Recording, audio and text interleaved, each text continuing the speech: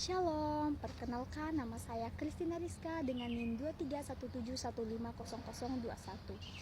Nah, di sini saya akan membuat proyek video UTS mata kuliah kepemimpinan Kristen. Oke, di sini saya akan membahas materi atau membagikan materi tentang pengertian kepemimpinan dan pengertian kepemimpinan Kristen itu sendiri. Oke, baik. Saya langsung aja ke materi. Apa sih pemimpin itu, ya kan? Apa sih kepemimpinan itu? Oke, baik. Saya akan menjelaskan pemimpin adalah seseorang yang ditunjuk atau mungkin dia mengajukan diri menjadi seorang pemimpin yang dalam arti atasan.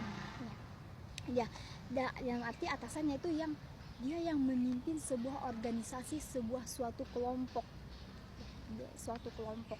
Tetapi pemimpin yang dimaksud ini bukan hanya semata-mata sebagai suatu kepala atau suatu kelompok saja, tetapi dia dapat bertanggung jawab, dia dapat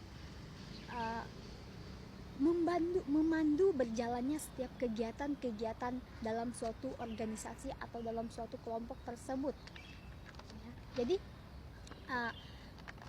kepemimpinan itu adalah dia memiliki suatu pemimpin. Dia tuh memiliki sesuatu yang bisa mempengaruhi, dalam arti mempengaruhi suatu kelompok.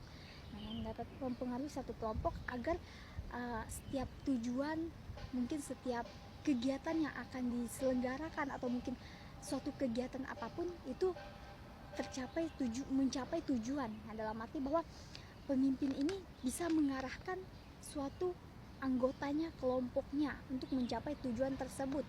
Tetapi yang dalam arti di sini bukan hanya pemimpin saja atau mungkin hanya satu arah, tetapi dia harus memiliki dua arah yang saling mempengaruhi, yang dalam arti bahwa pemimpin juga harus dapat mempengaruhi, tetapi kelompok atau anggota juga harus dapat mempengaruhi.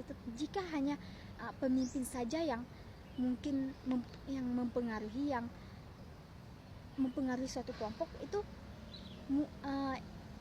yang saya tahu itu tidak akan berjalan, ya. Itu tidak akan berjalan, dan dalam arti bahwa ketika hanya pemimpin saja yang mau didengarkan, tetapi kelompoknya atau bawahannya mungkin tidak mau didengarkan, maka itu tidak dapat dikatakan sebagai pemimpinnya. Dalam arti pemimpin yang bertanggung jawab, yang memiliki, berarti dia hanya ingin mengemukakan pendapatnya sendiri tanpa mau mendengarkan pendapat dari dari suatu anggotanya, begitu, ya. Nah, baik, di sini saya akan menjelaskan bahwa ada gaya-gaya kepemimpinan, ya. Gaya pemimpinan itu yang pertama ada karismatik, yang kedua ada transaksional, yang ketiga itu ada transformasional, yang keempat itu ada visioner. Nah, karismatik ini adalah memiliki wibawa yang menarik perhatian orang lain, tetapi secara natural, dalam arti dia memiliki suatu mungkin yang ada dalam diri dia yang menarik perhatian orang lain, tetapi itu bukan dibuat-buat. Itu yang berdasarkan yang ada dalam diri suatu pemimpin tersebut. Yang kedua itu ada transaksional, itu yang berupa imbalan atau memiliki janji, komitmen, ya. Yaitu sebuah pemimpin yang mungkin lebih suka memiliki imbalan, dalam arti dia menyuruh anggota atau bawahannya itu untuk membuat suatu komitmen, begitu. Nah, yang ketiga itu ada transformasional, yaitu adalah pengaruh atau menginspirasi. Itu jadi suatu pemimpin ini dapat menginspirasi anggota lain. Yang keempat itu ada visi, yaitu visioner. Visi adalah yang itu pemimpin memiliki visi yang realistis atau memiliki visi yang menarik. Oke, baik. Di sini kita langsung masuk aja ke kepemimpinan Kristen itu sendiri. Nah, kepemimpinan Kristen itu apa? Nah, kepemimpinan Kristen ini adalah suatu pemimpin, tetapi pemimpin yang berbeda dari kepemimpinan biasa. Kepemimpinan umum dalam arti bahwa kepemimpinan umum tadi kan yang mungkin dia menjalankan tugasnya, menjalankan setiap kewajibannya itu dengan apa yang ia dapat. Tapi jika kepemimpinan Kristen ini sangat berbeda. Jadi kepemimpinan Kristen ini ia memiliki sifat yang mengandalkan Tuhan, gitu, ya. Jadi kepemimpinan Kristen yaitu kepemimpin yang mencapai tujuan suatu tujuan organisasi dengan berlandaskan kasih dan pelayanan. Jadi dia menjadi suatu pemimpin itu dia berlandaskan kasih dan memiliki tekad pelayanan yang kuat, yang itu berarti dia memiliki suatu mungkin dia menjadi pemimpin yang lebih bertanggung jawab dan mengandalkan Tuhan begitu kan. Jadi dia menjalankan setiap tugas kewajibannya itu dipenuhi dengan karunia daripada Tuhan. Dia mengandalkan Tuhan terlebih dahulu, baru dia menjalankan setiap tugasnya. Jadi di sini ada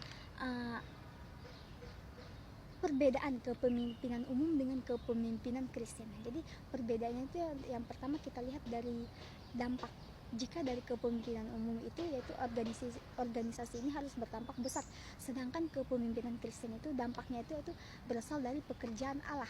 Yang kedua itu ada orientasi, yang dari kepemimpinan umum yaitu motif atau benefit, profit atau benefitnya yaitu baik secara materi, yang dalam arti ini mereka lebih mementingkan keuntungan mereka, laba mereka, sedangkan yang dari kepemimpinan Kristen ini orientasinya itu yaitu kepada Allah dan jiwa-jiwa mereka. Jadi mereka itu lebih mengandalkan Tuhan gitu. Yang ketiga itu ada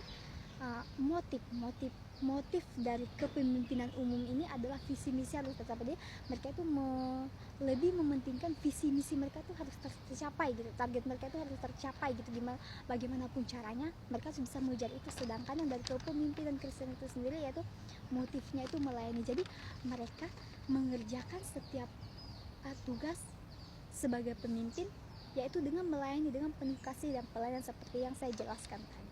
Oke, baik, mungkin hanya ini yang dapat saya sampaikan kepada teman-teman. Kiranya apa yang saya dapat, apa yang mungkin saya pelajari ini dapat teman-teman pahami dan teman-teman mengerti. Mohon maaf jika ada kekurangan. Sekian dan terima kasih yang bisa saya sampaikan. Shalom.